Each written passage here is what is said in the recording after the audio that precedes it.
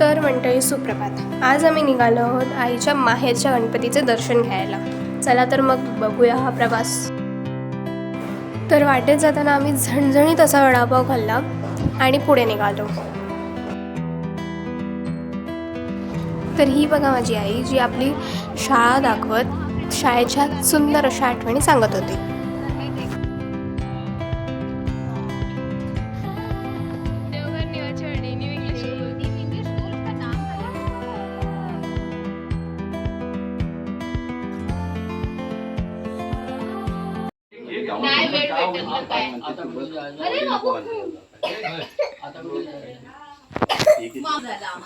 Mango निघालो आणि रस्ते पण खराब आहेत ना. रस्ते खराब आहेत.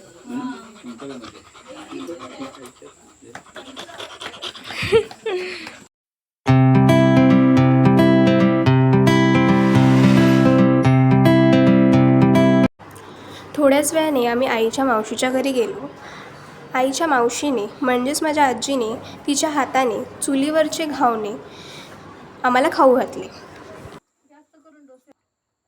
माझ्या गोड आजीने चुलीवरचे घावणे एकदम टेस्टी आणि सुंदर बनवलेले.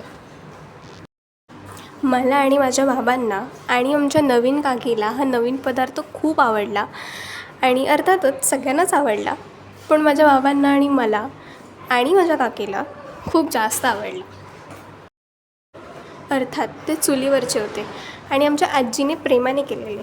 चुलीवरची कोणतीही गोष्ट, तो चुलीवरचा चहा असू दे किंवा पिठलं भाकर, त्याची चव वेगळीच लागते. तुम्हाला काय वाटतं मला कमेंट्समध्ये नक्की सांगा. आणि तुमचा चुलीवरचा फेवरेट पदार्थ कोणता हेही नक्की कमेंट करून सांगा.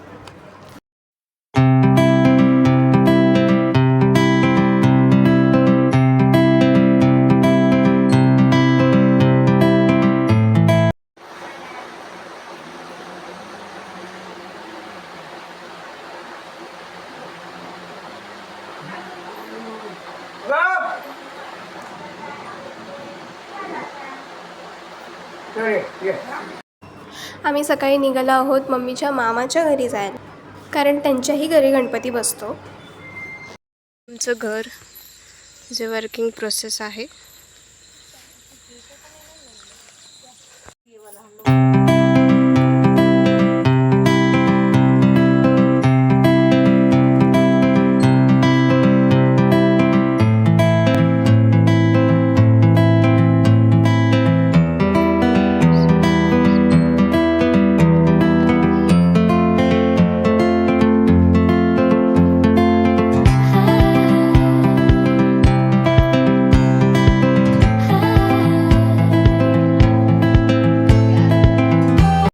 आईच्या शाळेचा पुन्हा एकदा निरोप घेऊन आम्ही निघालो आहोत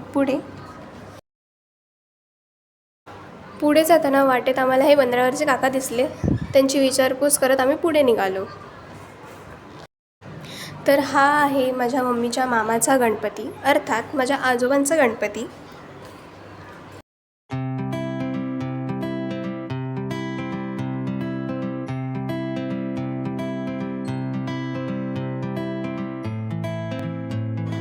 तुम्हाला माहिती आहे हा फोटो कोणाचा आहे? हा फोटो माझ्या पणजोबांचा आहे. तिकडेच एका छोट्याशा नदीवर आम्ही थोड्या वेळ फिरायला गेलो.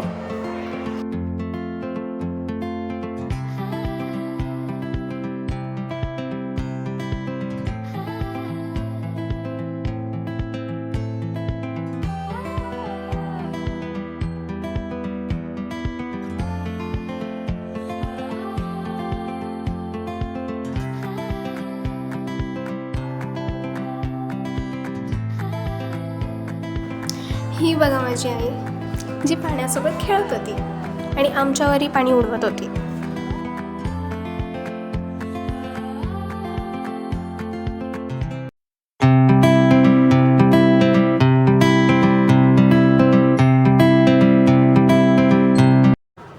यांचं काही फोटोशूट संपणार नाही म्हणून माझे बाबा माझ्याकडे असे बघत होते.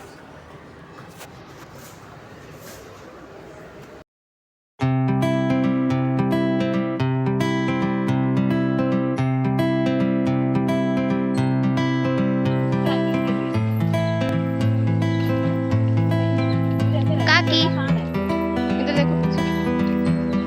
मम्मी तिथून आम्ही निघून खेडच्या मार्केटमध्ये आलो.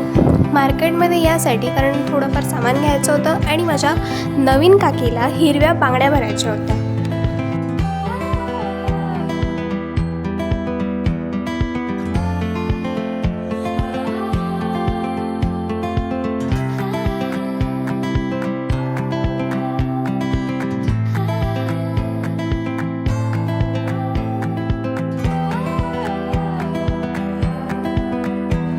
तिला हिरव्या बांगड्या प्रचंड आवडल्या. ह्या बघा जावा जावा कशा मस्त गाढ झोपल्यात. माझ्या बाबांची स्टाईल थोडी वेगळी नाही वाटत आहे.